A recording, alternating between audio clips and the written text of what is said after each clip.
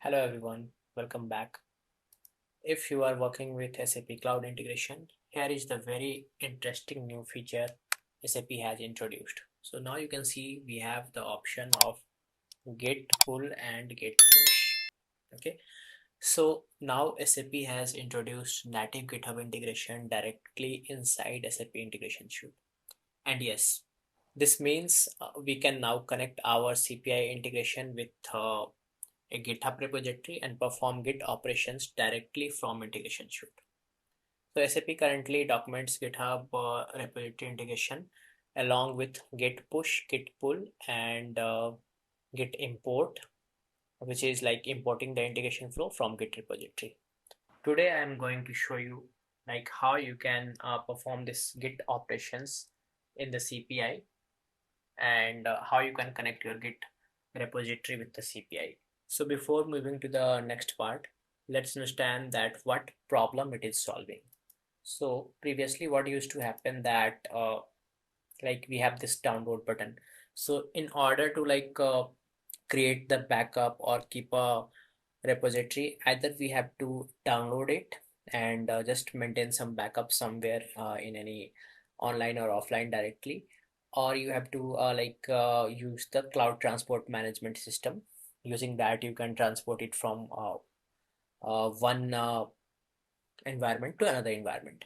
But right now what it is going to happen that we can directly push this artifact and its versions, its changes to the Git repository, and then from there we can import also. So if you see, when I am trying to create any new integration flow, I have an option of Git import here. So when I will do the Git import here, it will ask me these details, which we will see that how we can arrange all these things and how we can connect our repository. So let's get started without wasting the time, and let's understand how we can create a repository into the GitHub, and from there how we can connect that repository to our cloud integration account, and after that how we can perform this Git pull, push, and import operations. So first of all, let's set up our Git repository. So for that, right now I have opened my GitHub account, and here I will just create a new repository, and I will name it as let's name it as test SAP integration suite. Now description, you can provide any meaningful description like testing Git features in CI, that is cloud integration. So this is my Git repository, and I will just create the repository. Now if you see, I have to create a branch. So for creating the branch, either you have to make some commit in it. Okay, so I will just add a readme file and commit that so that a main branch will be created. So I will just commit the changes, and yeah, let's commit it. Now you see a main branch is created. What I can do now, I can just take the repository URL. So this is my repository URL. You can get it from here, this code, and this is your repository URL. After that, if you see here, what all details you need. So if I do a Git push, I need a personal access token as well. So for creating a personal access token, what you can do that you can go to this your profile, and in the profile you can go to this setting, and inside the setting you can go to this developer setting, and in the developer setting you have this option personal access tokens. Okay, so you can take any of this, either fine grained tokens or classic tokens. Okay, so I have already created a classic token. You see here test CPI connection. For that I have already created this token, and I have just stored it in a folder because it will be displayed only for one time. So whenever you get the token, just keep it safe somewhere and never share it with anyone. So now we have made the necessary settings in our GitHub account, like we have a repository and we have personal access token as well. Let's go back to our integration suite account, and there where we can connect our repository to the integration suite. that we will see. So we have to go to this settings, and inside the setting we have this integrations right now, and here you see this Git Access. You have the Git Access here, and inside this here you can add up to 50 repositories. As of now the documentation says that you can add up to 50 repositories. So for adding that you have to click here on edit and then add. Now you have to provide your repository URL. So now I'll go back and I will take my main branch. This is my repository, and inside this repository I will take the main branch URL. I've just copied it and I will put it here. Okay, and then just give your personal access token. This is my personal access token, and then here you have to click on connect. When you will click on connect, you see its repository name and its description is already getting populated automatically. So it means that our repository is connected. So I'll just click add here and then just click on save. Now I have just added my repository. Now I will go back to my package. This is the package I have created for my upcoming videos, and in the artifacts, if I show you, so see, suppose this is the integration I have worked on and I have made the necessary changes. I have saved it as a version. Now I want to push this version to my repository so that I can import into the another environment, or I can just keep a backup of this. So for that I will just click on Git Push, and inside the Git Push again it will ask for the token. So I will just paste my token here, and then repository name. Right now we have only one repository, so I will just click on this, and then yeah, only one branch also we are having, only main branch we are having. And here the commit message, you can just give any comment like what all necessary changes you have made. So for us it's just a testing, so I will just give a testing as a comment, and I'll just push this.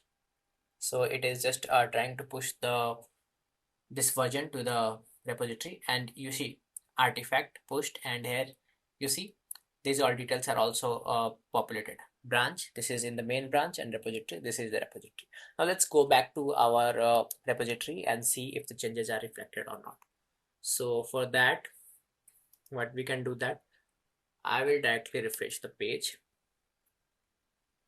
So if you see here, this artifact Git feature explanation, it is coming here, and you can see inside this, whenever we download any of the integration flow, in that we get these details. So inside that artifact we are having these things. Okay, so it shows that it has been pushed. So we can also check that what is the version. So that version information, I think we are having this in meta info prop, not here. Okay, somewhere I can this is the manifest version, the bundle version. This is the actual version which we have pushed. So let's try to make some changes in this and try to push the another version. Okay, so right now this is just a simple artifact, simple integration flow which has nothing. I will just add a content modifier here. Okay, and inside the content modifier just put some body. So I've just put some body here. I will save it as a version, and I will just give comment as new changes. Okay, let's save it. Let's go back to the package and let's try to push this version. Okay, now here I will just, every time you will try to push your changes, it will ask you for the personal access token. Now I will put my personal access token here, and I will provide the commit message that is new changes. Okay, now I will push this. You see the message populated here, artifact pushed. Now let's go back and see which version we are having right now here. So new changes, you see this is the new changes. Now if we see that if it is having the recent changes or not, inside this you see this bundle version 1.0.1. so this is how this Git push work. it will just update your recent version to your repository. It will push the changes to your repository. Now, if you want to pull that, you want to do the git pull. So git pull will only work for those artifacts which has been already imported from uh, Git repository. Okay, so in our case, right now we are not having any integration flow which we have imported from the uh, Git repository. What we will do that, we will just delete it. Okay, and we will import integration, this the same integration flow from the Git repository. So let's delete it. So we have deleted it from here, but it's still there on the Git repository. So let's see how that Git import works. So here you see this Git import is there. Now it is again asking for the personal access token. I will provide it, and then repository name. Now it will just list what all integration flow we are having. So right now we are having only one integration flow. That's why in the drop down it's coming only one. If we would have multiple, then we would have received the list of everything. Okay. Now I am just adding it. Let's see that how it works. So you see it has been imported, and the recent version which we pushed, that is here. If we try to do the git pull here, we will be able to do that. And you see again it is asking for the personal access token. Now I'm doing a pull. This, let's see what this pull request does. So the pull operation cannot be performed as the content is already up to date. So the pull request will only work when this content has some changes. Okay, so where it will come in picture. So let's suppose that this is a development environment and the same version I am having in the testing environment as well. Now I have a bug identify, or I have a change request which I want to work on. So what I will do that I will just make the changes and save it as a version, and I will push it onto the Git repository. Now to update the same changes in the testing environment, I will do a git pull there. So git pull will just synchronize the version from the development environment and also the changes, of course. So this way we can use this git pull. So now we understand that git pull will only work for those artifacts which are imported from the Git repository, and also like if any changes are there, then only this git pull will work. One more important thing I just want to tell you that you will only be able to add this Git repository when you have the admin role assigned to you. So in the sub account, you need to have the PI underscore administrator role assigned to you for your tenant. Then only will you will be able to perform these all things like setting of this GitHub repositories. Here you can add up to 50 repository, and after that you can just perform the pull, push, or import operations. So thank you very much, and soon I will come back with a new video.